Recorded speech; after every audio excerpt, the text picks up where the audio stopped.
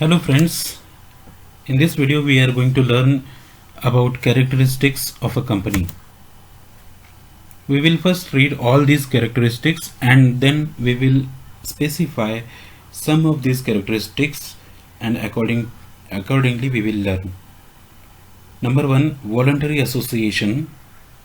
Next, incorporated association, minimum and maximum number of persons, separate legal entity, limited liabilities, specific objects, transferability of shares, separation between ownership and management, common seal, perpetual succession, artificial legal persons, not a citizen, capacity to sue, distribution of dividend. So these are 14 characteristics or features of a company. Now only some of these we will learn. Separate legal entity. Under incorporation law, a company becomes a separate legal entity as compared to its members. The company is distinct and different from its members in the eyes of law. It has its own seal and its own name. Its assets and liabilities are separate and distinct from its members. It is capable of owning property, incurring debt and borrowing money, employing people, having a bank account, entering into contracts, and suing and being sued separately. So what we will understand from this point, separate legal entity, it is capable of doing all these things. It is capable of owning property. See, who owns property? Any person who is recognized as a person in the eyes of law has the ability to own the property because it has powers to enter into contract according to Contract Act, and therefore company is a living thing, artificial living thing in the eyes of law. Incurring debt. See, company can incur debt. It has its own property. And borrowing money. Company can borrow money in the name of the company and not in the name of members. Employing people. Yes, company can employ people. Whenever you get job contracts, it is in the name of the company and not in the name of any of its members. Having a bank account, and then entering into contracts and suing and being sued separately with the law. This is the special characteristic of a company. It means company has all the powers to enter into contracts and execute the contracts, right? So this is separate legal entity. And then limited liability. Joint stock companies have a special feature that it is limited to its liability. What do you mean by this? The liability of the members of the company is limited to contribution to the assets of the company up to the face value of shares held by him. What do you mean by this? See, a person may have his liability towards the company in his own capacity. Let me give you an example. I have taken some XYZ company's shares worth rupees 1 lakh. So my liability will be only up to that 1 lakh rupees. If the company needs money, I have to pay only up to that 1 lakh rupee. Company cannot demand more than 1 lakh rupee from me because my liability is limited to the face value of the share. If I have purchased the shares of rupees 1 lakh whose face value is 1 lakh, I have to pay only 1 lakh rupee. That is the maximum that I have to pay. A member is liable to pay only the uncalled money due on shares. Look at this, uncalled money. See, if all the money is called and if you have paid all the money, your liability is over. You need not pay even 1 rupee more. But all that uncalled money company can take from you because you hold the shares. See, shares held by him because you hold the shares. If the assets of the firm are not sufficient to pay the liabilities of the firm, the creditors can force the partners to make good the deficit from their personal assets. This happens in the Partnership Act. Whenever there is a partnership firm, the partners are personally liable for their personal assets. But in the company, this will not happen. Next point, I will just read this. This cannot be done in the case of a company once the member have paid all their dues towards the shares held by them in the company. So basically, if you own certain value shares of certain value, only up to that you will have to pay, otherwise you need not pay that amount. Perpetual succession. A company does not cease to exist unless it is specifically wound up or the task for which it was formed has been completed. See, every company is registered to complete its objective. If the objectives are met, then company ceases to exist. But usually, normally speaking, all the companies have set their objectives in such a manner that it goes on living forever. Even if the owners of the company or the founders of the company die, company does not die. Company have to specifically wound up, then only company dies. Otherwise, company does not die. I will go on reading. Membership of a company may keep on changing from time to time, but that does not affect the life of the company. Membership may change, directors may change, founders will not change, obviously, because once the company is found, the company will live on forever. But the members may change, directors may change, shareholders may change, but this does not affect the life of the company. Insolvency or death of a member does not affect the existence of a company. Members may come, members may go, but company lives on forever.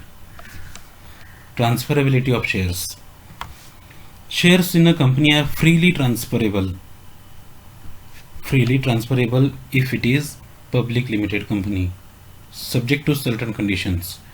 What conditions are there? If it is a private limited company, company cannot transfer its shares because it is private limited. But in case of public limited company, the shareholders have the right to transfer their shares to anybody who is competent to have the contracts, such that no shareholder is permanently or necessarily wedded to a company. So this feature is a very beautiful feature of a company. You need not permanently get attached to the company. Once if you purchase the share, you can transfer it to someone else. Like you just have to sell the shares and your ownership transfers. So you are not wedded to the company. You are now set free from a company. When the member transfers his share to another person, the transferee steps into the shoes of the transferor and acquires all the rights of the transferor in respect of those shares. There is some XYZ company and I own the shares of that XYZ company. Now I have all the rights of the shareholder, like the rights of shareholders. I own them all. Once if I transfer the shares, with the shares all the rights also get transferred. Hope you are understanding. Next point is common seal. A company is an artificial person and does not have a physical existence. See, company is artificial person and does not have physical presence. If you go to some company, so say if you go to Infosys company, and if you want to meet the Infosys company, you cannot see him or her because physical presence is not there. It is there in the documents. It is there in the eyes of law, not in the eyes of individuals, because physical presence is not there, and therefore the seal of the company will act as the signature of the company. Right? I will go on reading. Thus, it acts through its board of directors for carrying out its activities and entering into various agreements. So, into various agreements, company enters into various agreements through its board of directors or such persons as may be prescribed. Right? Such contracts must be under the seal of the company. All those contracts must be done under the seal of the company. The common seal is the official signature of company. See, this point is again important because it is official signature, because the common seal is considered as official signature. This seal has to be put on every important document of the company, right? The name of the company must be engraved on the common seal. On that common seal, the name of the company must be engraved. Any document not bearing the seal of the company may not be accepted as authentic and may not have legal force. So now you understand the importance of having that common seal. It is like signature, right? But there is an amendment in the Companies Act 2013. It was made in 2015, and that amendment says that common seal is not really required if the name of the company is printed and proper authority has signed the document. Even if the common seal is not there, the document is still considered as the legal document, right? This amendment is made in 2015. Capacity to sue and being sued, that we have seen already, because company enters into contract, and because company has powers to enter into contract, it also has the capacity to sue and being sued. Automatically the company gets this power. The company can sue or be sued in its own name and as distinct from its members. So if someone puts any case on a company, members are not liable obviously, but there are certain cases where members are held liable for the for such cases. This is called as lifting of corporate veil. We will see it later. One share, one vote. This is one more feature, one share, one vote, where we consider normally in all companies, usually they say one share is equal to one vote. The principle of voting in a company is one share, one vote. That is, if a person has 10 shares, he has 10 votes obviously in the company. So if I have 100 shares, I have 100 votes.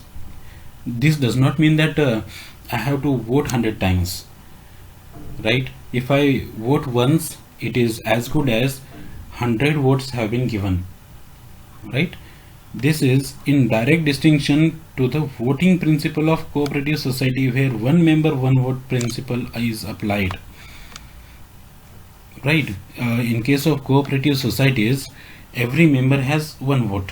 Every member has one vote, and the same principle is applicable here. One share is equal to one vote. That is, irrespective of the number of shares held, one member has only one vote in case of cooperative society. But here in case of companies, usually one share is equal to one vote, usually, unless it is specifically or unless it is otherwise mentioned in articles of association. And then the last characteristic, specific objects. Every company has its own specific objective for which it exists. See, if there are no objectives, there is no reason to live. So therefore objective must be there.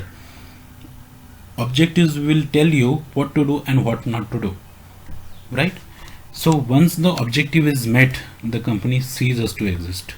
Once the objective is met, company does not stay there. In other words, if the objective of the company is met, the company has no objective to fulfill, and hence it collapses. It just ends its life. Therefore, it is always advisable to have such objectives for the company which makes it to live forever. So these are the characteristics of company, and as you are seeing brief history of the companies in India, we will discuss this in the next video. Thank you.